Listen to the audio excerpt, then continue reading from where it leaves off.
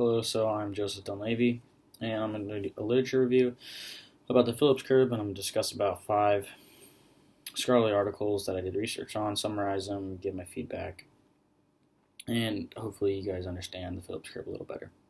So the first article I'm going to talk about is the Phillips curve, a rush job. So first off, the original Phillips curve by A.W. Phillips was between it was to demonstrate a relationship between the rate change of money, wage rates, and unemployment. He argued that it was stable for about 100 years. And this article is saying when he came out with this publication that it was a rushed job, so hence the title, because the London School of Economics was looking for someone to take over a took chair position, which is a prestigious economic position. So this is saying that Phillips just rushed this and didn't put much work into it. That's just his opinion, though. So it was the first paper to use a regression analysis, though, which can be very labor-intensive, especially gathering all the data and plotting it by hand. Could lead to human error. So there could be questions raised about accuracy, but later it is re-estimated, and from the periods of 1861 to 1913, that there is a pretty good relationship between the wage rate and unemployment. But during this period, there is also economic prosperity. The economy is very stable in the United Kingdom, and nothing is really putting pressure on it. So from that, from 1861 to 1913, this is the curve. As you can see, when unemployment is low, there is high wage rate. And you can see a trend that when the unemployment is high, the wage rate is pretty low. So you can see that there is definitely a relationship there from 1861 to 1913. But as you get into the later years from 1913 to around 1948, there is things working against the Phillips curve, like war, Great Depression, the Roaring '20s. Multiple factors go into it. This article was just saying that that it's not very persuasive after 1913, that the data doesn't really add up. And here is the data from 1913 and 1948. You can kind of see that you have really high unemployment, really low. You have really high inflation, really low unemployment, and then you kind of have some years over here, some years over here, and there's just kind of some cloudiness onto whether it's accurate or not. But definitely from 1861 and 1913, there is a clear relationship. So the next article is the Phillips curve, Mislead and Misread in Economies. So this article had skepticism again about the Phillips curve, and this skepticism came from more that it was allowing policymakers to dictate their agenda, saying that the Phillips curve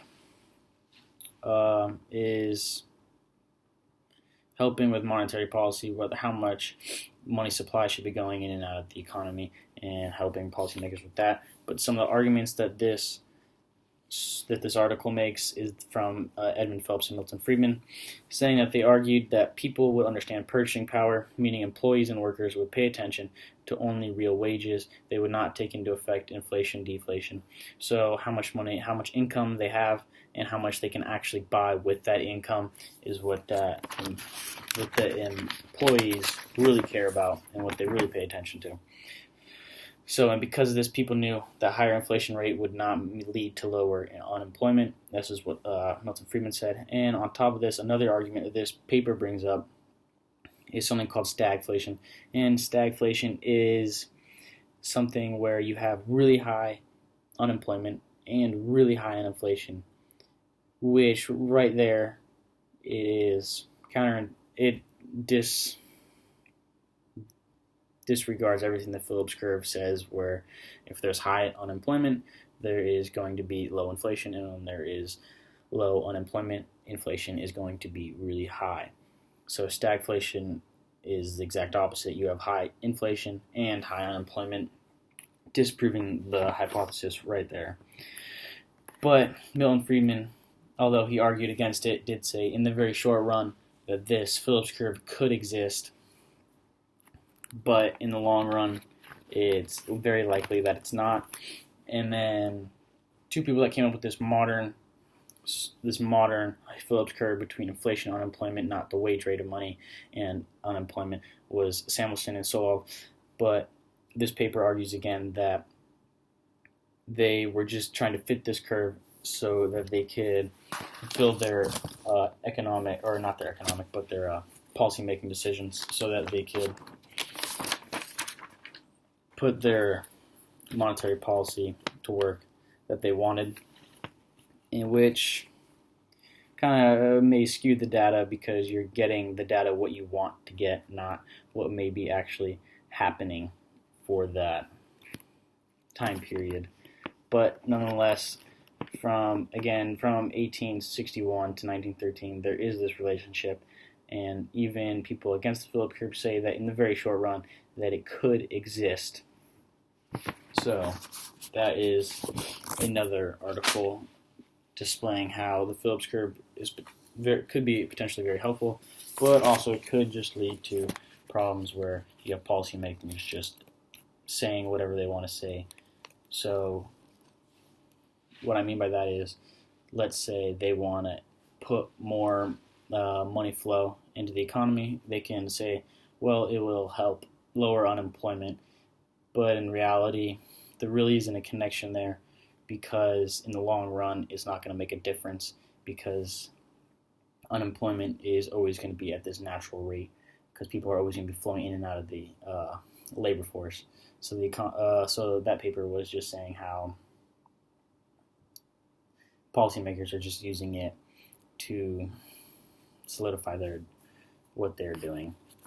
And the next paper that I went over to was actually A.W. Phillips' original paper, which I thought was very interesting.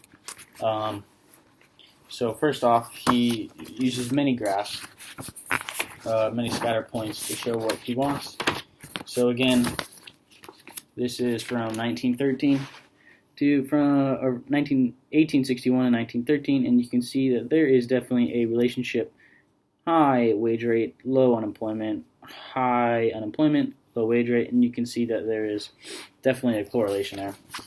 But that is just for that time period again where I said there was great economic prosperity, so that could skew the data because the environment was good for this hypothesis.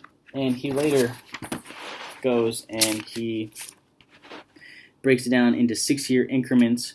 So he'll go every 6 years, so he'll show 1 year, 2 year, 3 year, 4, 5, all the way to 6 on the Phillips curve, and show how that there is a relationship, that there is always seems to be this inverse relationship between inflation and unemployment.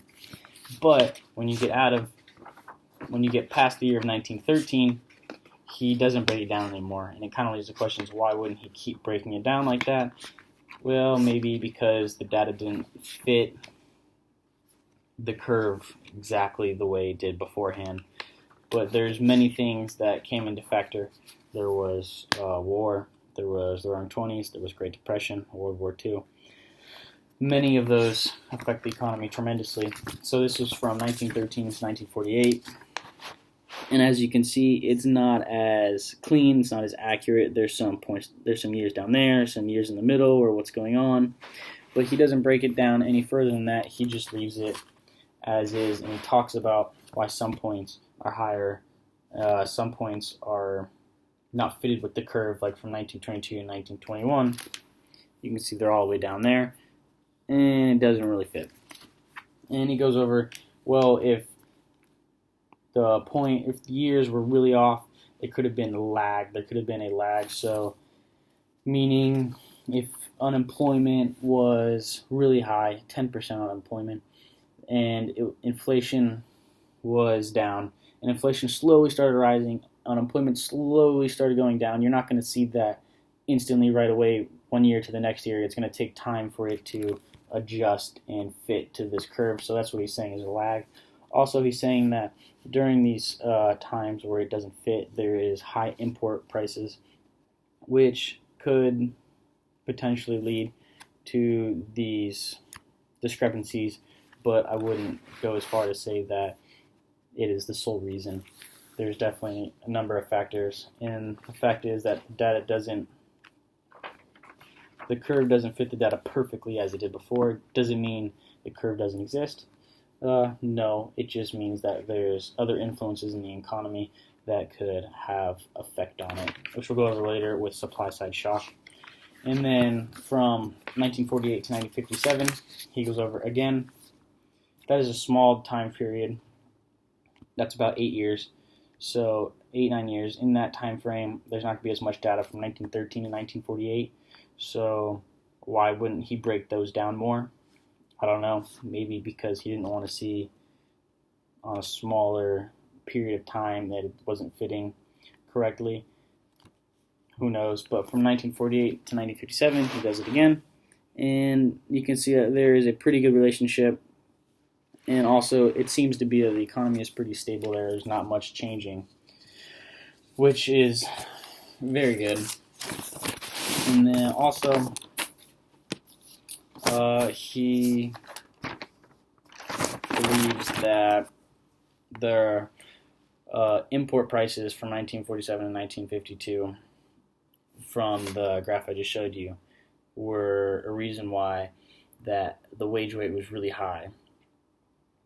So, again, he goes back to those import prices. But all in all, there's evidence for this relationship between inflation and unemployment. Isn't necessarily perfect. No, there's multiple things happening. There is shocks to the economy, and there's war, and there's depressions, which all make things fluctuate, especially prices. So was it exactly stable through 100 years? Not necessarily, but it was pretty close in my opinion, considering. The next article is the Phillips curve and the natural rate of inflation.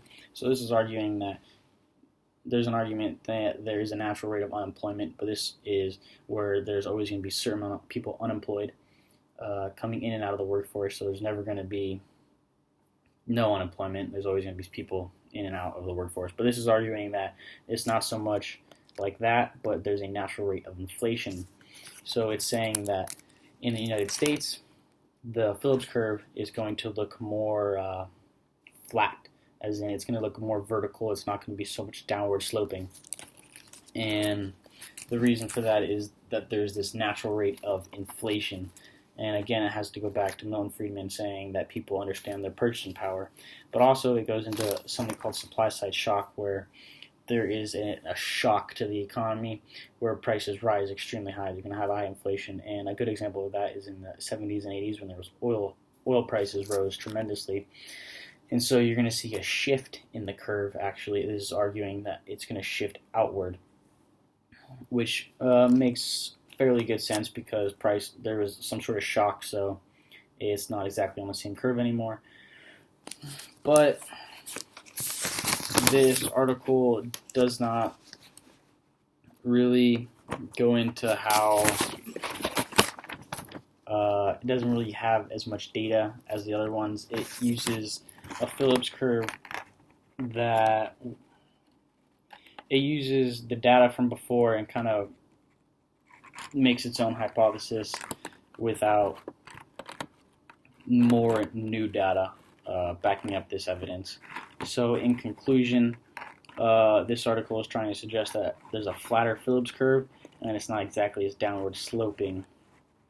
And Phillips can justify reducing unemployment rate can achieve by minimal inflationary cost. So it's also suggesting that because if you increase inflation slightly, you're going to lower unemployment. Yes and no, but that's again geared for more a policymaker thing.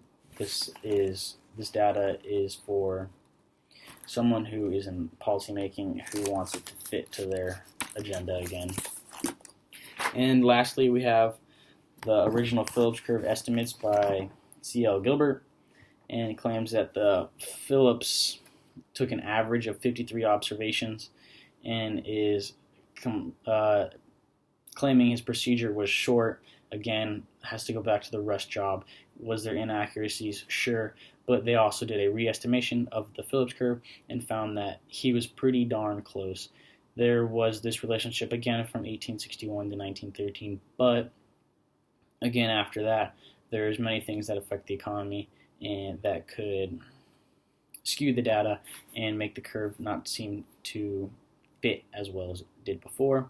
So all in all, this is saying Phillips was pretty correct on 1861 and 1913, but after that there is evidence suggesting that it may not be perfect, but for not having a computer, having to do this regression analysis by hand, he was pretty close. And so the Phillips curve, in my opinion, is something that does exist in the short run. Again, long run, I'm going to have to agree with Milton Friedman and say that it doesn't exist because, as you can look from 1913 to almost 1950, there is some correlation in very small periods, short run, but not as a whole as a period. So that is my opinion on the Phillips curve. I believe he did a great job. I think it's some awesome work. I think it should have more research done on it and should be a topic discussed in all economy classes. Thank you.